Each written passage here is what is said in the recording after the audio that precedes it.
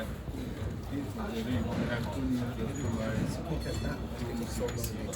that's what he's done it. He hasn't done it. No, he's already done it. It's not just that, I'm just doing one circuit. You have to do this for all 3 circuits. Yeah. Oh yeah. So I'm speedrunning it, but still.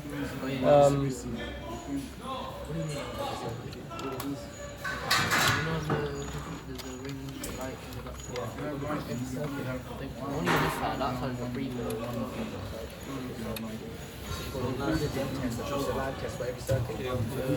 Yes.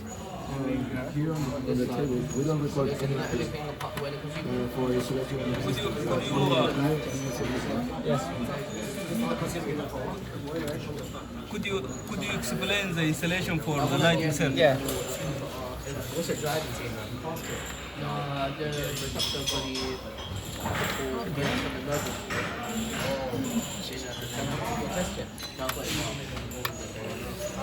Okay. Same settings, exactly the same settings. Same crocodile clips. So for ring, we have 2 neutrals, 2 lines and 2 CPCs, okay? For lightning circuit, we have only 1 each, okay? So what do? 1 on the CPC. Is this R4 loop? No, this is insulation resistance for lightning circuit, exactly the same. Oh, Okay? we were going to live testing. Yes, but I was about to go, but somebody asked me how to do insulation resistance on the lightning circuit. Okay, it's exactly the same like you will do it on the ring final. Okay, except you don't have 2 pairs of each. You have only 1 neutral, 1 line, and 1 CPC. Neutral and earth. You can start with line and earth, no matter what combination you start with. Okay, any combination is fine. Okay, as long as you follow and you finish all 3 pairs. Okay. Blue and CPC, press test. We're looking for a value greater than 999. We're happy. Then we can move between line and neutral. Press test, greater than 999. Record it. We're happy. And then last combination, CPC and line. Press test, greater than 999. We're happy. That's it. Yeah. It's exactly the same for all the circuits, okay? So this is not like continuity where you have, for ring final you have special procedure you have to follow, okay? It's exactly the same, alright? Can we move to live testing now? Cool, we're gonna do live testing now. Live testing is much easier, less to remember, a bit more dangerous because it's live, but you have to be careful. And then you look at R1, RN, Okay.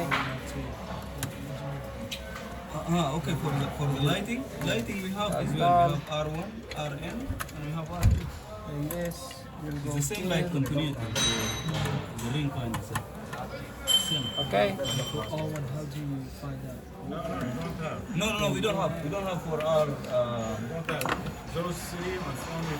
For the Now ring we coin can remove the itself. lock. But we have cross because we connect put the the line lock and there. the CBC We and can- the line and You turn on the main switch first, yeah. RCD, then you turn 1 by 1, okay? 1 by 1 on. Then first live test we have to do, it's called ZE. It is external fault loop impedance, okay? In order to do that, you have to identify which one is your incoming main earth. Usually it will be the 16mm one, the thickest one. So you get the 16mm out, take it out. On the mega tester you change to LPE and to Z, okay? Once you've done that, one of your clips goes to your main earth, main CPC. Then the other one, you change it to a pointer and you have it on top of your main switch on the line. You press test, you get a reading, okay? And that reading you record on the EIC. ZDBD. Yeah, so you record it right here, ZVB, okay? That's your ZE basically, okay? You put your value there, okay? So you don't change to 2LO in this one. Sorry, yes, you do have to change it to 2LO. Because we're using 2 leads, Once you turn on the settings, just press on this until you change it to too low, okay? 2 LO, okay? Because usually starts in 3 high. That means that you're using 3 leads, but we're using 2 leads, so you change it to 2 LO, okay? Once you put the settings, before you do any testing, just press on this until you change to too low, and then you put it on top. You get your value. You record your ZE value, okay? For your second test is IPF. IPF splits into 2 tests: prospective earth fault current and prospective short circuit current, okay? You put your main earth back in, don't forget to do that. Then you do exactly the same thing as you done for the ZE, except you do it on the main earth terminal, not on the main incoming CPC, okay? You go on the main earth terminal, you go to your line, you switch the setting. First knob you go 1 down, second one you go 1 up, okay? 1 down, 1 up, okay? Once you change the setting, it's gonna say too high, and which is fine. Too high is fine. You cannot change the setting anyway, so you leave it on too high. You press test, you get a reading on a piece of paper. Why is it okay? Second, Why is it okay? because you cannot change the setting. There's no other option other than too high. Yeah, so that's the setting. Is factually how it's coming from. Okay.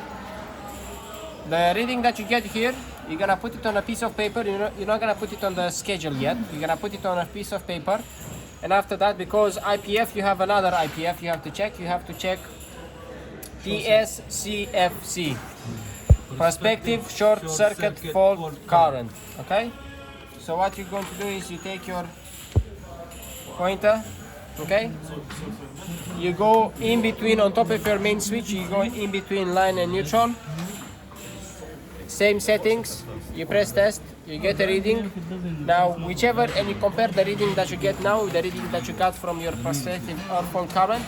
If this one is bigger, and it should be, short circuit should be bigger than your prospective earth fault current. If it's bigger, you record that one on the results and you put it IPF, where you see IPF, okay? Now pay attention, this is kilo amperes, okay, not amperes. So this is in thousands, okay? So if you get 300 and something, you're gonna put 0.3 kilo amperes, okay? So we need Thank to you. compare the first one with the second one. Yes, and you put the record value. the highest value, okay? Remember, in your inspection and testing, always, as far as I'm concerned, so far from what we learned, it's all the time the highest value that you get, that's the one that you record. For all tests. For all the tests, okay? All the tests, continuity, ring. Exactly, yes. The lower, no. You don't have to record. No, not the lowest one, the highest, the highest. Why do we look at the highest? Because highest, it means worst case scenario, okay? So you don't want to, you want to take all the time worst case scenario. Take away.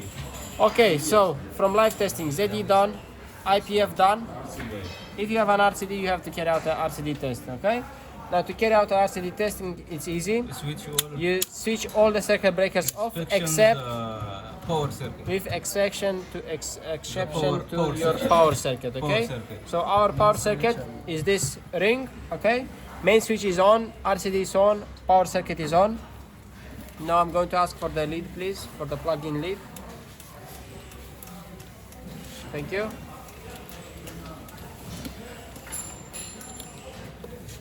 We plug this in.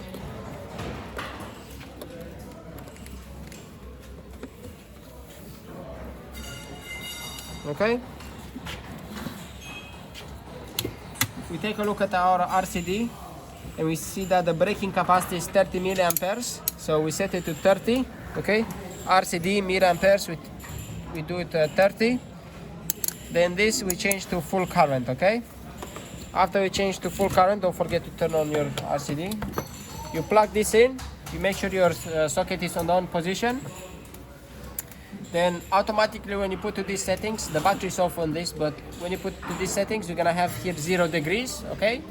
Now you press test at 0 degrees, and you should be getting a reading of, you see 0 degrees, you should be getting a reading, it's off now. When you press test, the RCD will trip, it should trip, okay? It will trip and you will get a reading of time in milliseconds, okay? Now this is your disconnection time for your RCD. So RCD, you have disconnection time and you have test button operation, okay? At this moment, if you haven't done this before, you can do it now at this moment.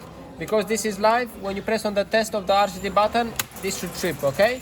So all you have to do is just press test, this will trip, and you can go here and to RCD, test button operation, you can tick it. It means it's good. Wait, do you press the test button on the RCD or do you press On the RCD, on the RCD. You don't have to connect anything. This doesn't have to be connected. RCD, even now, if you go to your home and you have an RCD, you just go there and you press on this, it should trip. Okay? But you have to reset, otherwise you're not gonna have power in your house. But how do you record that then? How do you test that? Like, What? I just told you how you test it. You test it by going to the RCD. This is on, this is on, this is on. RCD is on down position. You go to the RCD, you press test, and this should trip automatically. yeah. And then you turn it back on, you go to your spreadsheet and you say test button operation, tick. Oh, Because it's I thought working. it was recording like how long it takes. There's no value. Okay? What we are doing now, we checked the disconnection time of the RCD at full current, okay? We didn't press on the test button, okay? We pressed on the test button on the mega tester, okay? So full current, we press test at 0 degrees, it should trip. After it tripped, we get a reading, okay? We record that reading somewhere. We don't record it on the test yet because we're gonna do 180 degrees. So you press on this once, and from 0 degrees, it will jump to 180 degrees, okay? 180 degrees, you press test, boom, should trip again. You look whatever reading you get. That reading that you get, you put at disconnection time, okay? So the highest reading that you get, that's the reading that you're going to record here, okay? After that is done, we're still not done yet because we have to test at half current. So we move this wheel to half current, okay? Moved it to half current. On the screen, it will be exactly the same. You're gonna have 0 degrees, okay? So at 0 degrees, when you press test, this should not trip, okay? Because it's half current. At half current, the RCD should not trip, okay? You test at 0 degrees, no trip. You press on this again, change to 180. You press test, should not trip, okay? And if it trips, it means the RCD is faulty, okay? So just to make things clear, RCD testing, you have 4 tests that you have to do. Full current is 0 degrees, full current at 180 degrees, half current 0 degrees, and half current 180 degrees, okay? Full current, both times should trip. Half current, both times should not trip, okay? If at full current, it doesn't trip, it's a problem. If at half current, it trips, there is a problem as well, okay? That's it, that's live testing done. Thank you very much. Yeah, fault finding. Okay.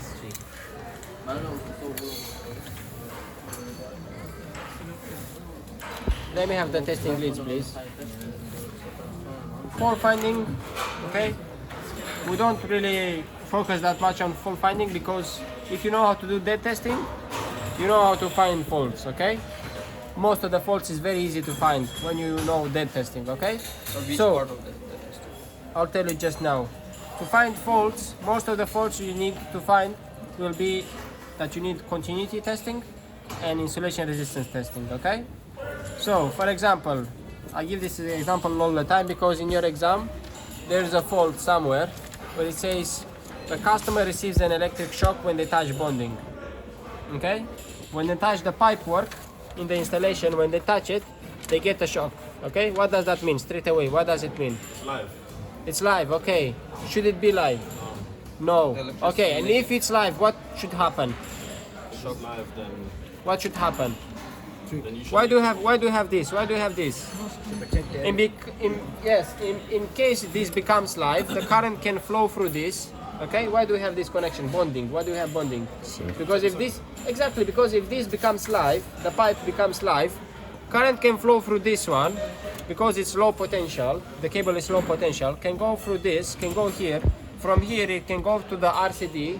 RCD detects that there's a fault somewhere, and it cuts off all the power in the house. And if it cuts all the power in the house, what happens to the pipe? Pipe no longer is live. This is how it works, okay? So if look, RCD doesn't trip, the RCD is still on, this is live, what does it mean? Go on. the RCD doesn't trip. Yes. It's either one of two things, okay? It's either one of two things. It's either the RCD that is faulty because it's not tripping when it should be tripping, Yeah, or what? There is the second thing is that there is a fault between the earth. Maybe the earth connect to the light. No. Touch the light. Besides, forget about which neutral connected to this or line connected to this. Forget about that. That's the cause of the problem.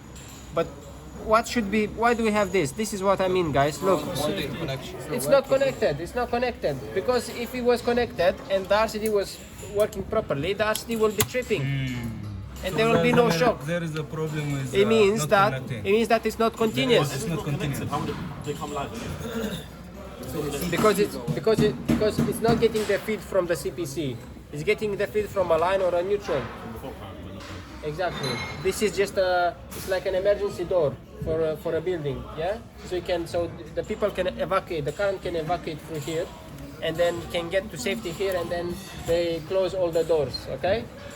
Same here, yeah. It's exactly the same. So what I would say, if you get this fault, what you do straight away, continuity of bonding. One there, one there. Do you get a reading? No reading. It means it's disconnected. This is disconnected somewhere. That's it. Your Okay, fault so is. the way you're saying is the fault finding. Always, I have to focus in doing the test for the bonding.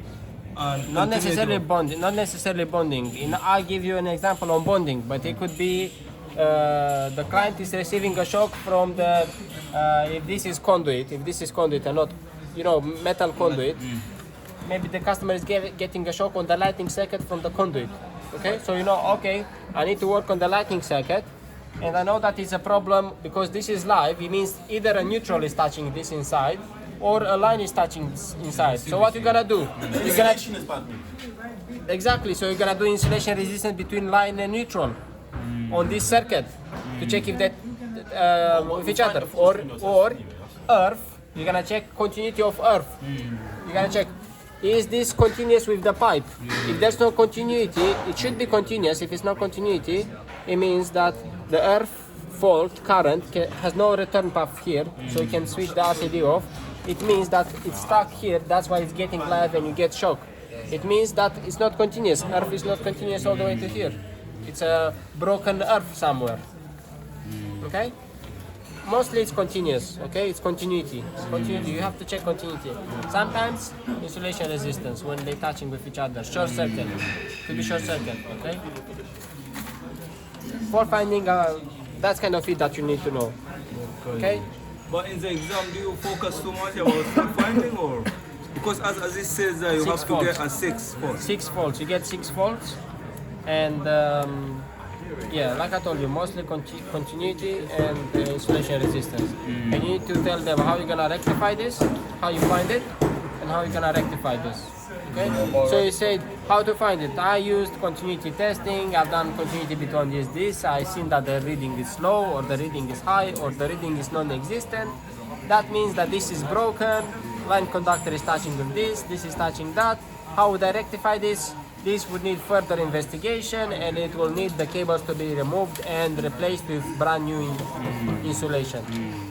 Okay. I got a question. You know, for example, if the conduit is live, Yes. you touch it, you get electric shock, and you find the fault.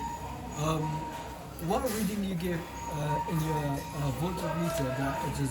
How do you know it is like high or down? Like, what's the normal reading that you get? You understand? I'm confused. A little bit.